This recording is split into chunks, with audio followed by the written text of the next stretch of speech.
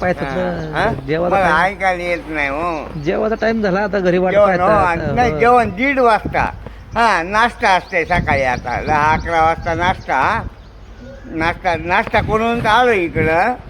1:30 वाजता जेवण. बरं बरं 4 वाजता काहीतरी खायचं, नाही तर मग नसलं तर चहा प्यायचा. संध्याकाळी 8-8:30ला जेवायचं. बरोबर बरोबर. पण मधला वेळ काय करावा, वेळ जात नाही ना. वेळ जात नाही आता हे.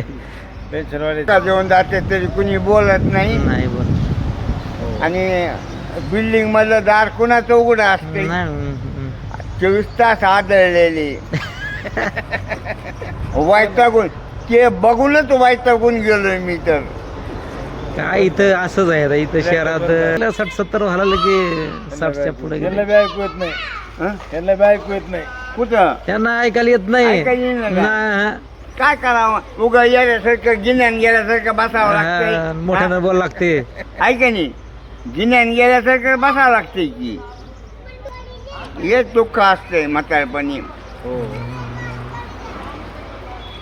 पोरग मोठ्यानं बोललं का आपल्याला वाटतंय रागात आपल्याला वसकायले. म्हणजे बोला ना,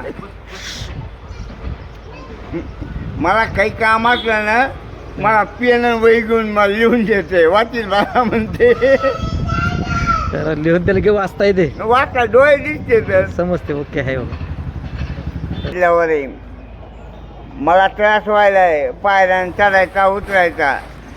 लिफ्ट मध्ये कसं आहे, लाईट गेली की लिफ्ट बंद पडते. होय माझा 2-3 वेळेस मला अनुभव आला. माझं हायपर टेन्शन वाढलं.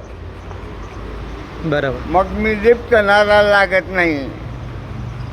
आणि पाय चाला चौथ्या मजल्यावर आहे. हळूहळू जायचं. 4-5 चक्र होतात माझं सकाळपासून. हळूहळूच करत असतो. बरोबर. म्हणून त्याला म्हणलं मला त्रास व्हायला, इथं बघ म्हणलं नवीन पण 2 BHK बघायचा होता. हा इथं 2 BHK झालं सगळे. आमच्या सुनबाईचं म्हणणं काय यायलंय, हे विकायचं नाही, हे घ्यायचा. म्हणजे मला हळवायचं.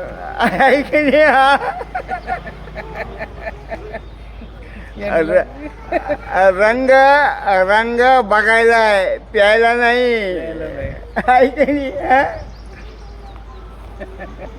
मग